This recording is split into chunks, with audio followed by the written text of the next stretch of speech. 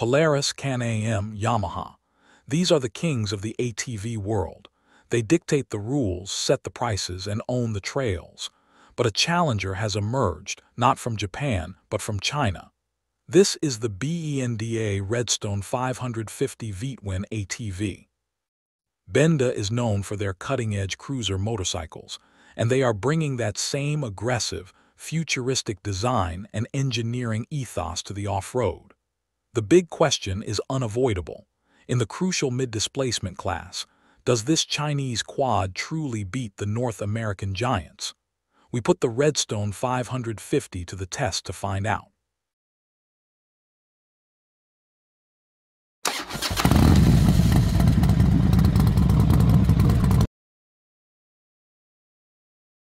You can't talk about the Redstone 550 without talking about its biggest selling point, the V-twin engine.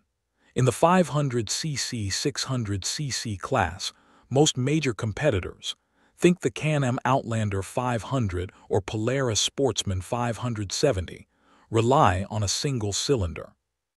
The Redstone, however, is powered by an in-house developed 500cc V-twin engine, generating a very respectable 48 horsepower and 46 Newton-meters of torque. Why does the V-twin matter? It's all about feel. You get a smoother, less vibratory ride and often a better torque curve lower down. On the trail, that translates to a more refined, luxurious feel, a characteristic usually reserved for the high-end 800cc plus machines from the big brands. Its design is certainly striking, too.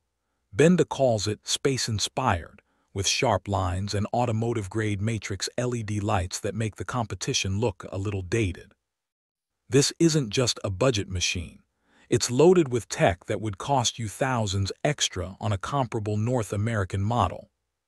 You get tri-mode electric power steering EPS, offering comfort, standard, and sport settings, which is fantastic for reducing rider fatigue over long days. The drivetrain is a selectable 2WD-4WD system with a differential lock, which is non-negotiable for serious off-roading, and the power is routed through a CVT transmission, which is standard for the class. Let's look underneath. The suspension features double A-arms up front with a stabilizer bar, offering 239.1 inches of travel, and an independent trailing arm setup in the rear with a huge 259.8 inches of travel. So how does all that translate to the trail? That 48 horsepower V-twin is snappy. It delivers smooth, usable power across the rev range, which makes it less tiring to ride aggressively compared to a single-cylinder engine that might vibrate more or require constant throttle work. In the corners, the adjustable gas shocks provide a surprisingly stable and plush ride, soaking up bumps easily.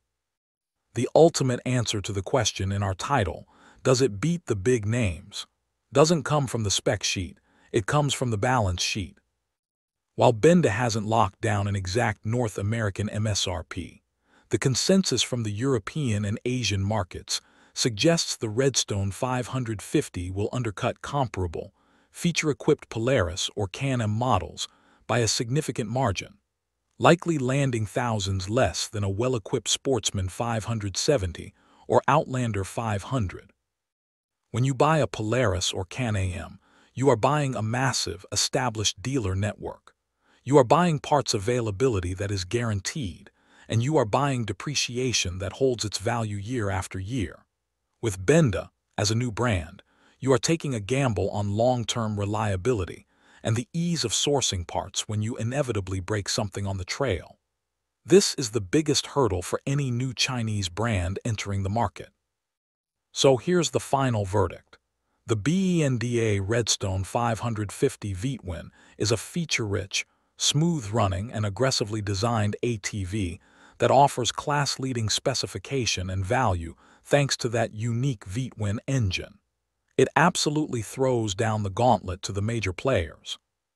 It does not beat Polaris and Can-Am yet on the intangible factors of brand trust, reliability history, and dealer support.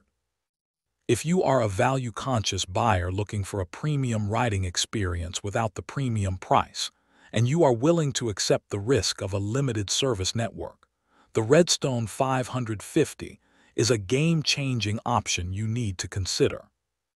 What do you think? Are you ready to take the plunge on a new Chinese brand, or are you sticking with the tried-and-true names? Let me know in the comments.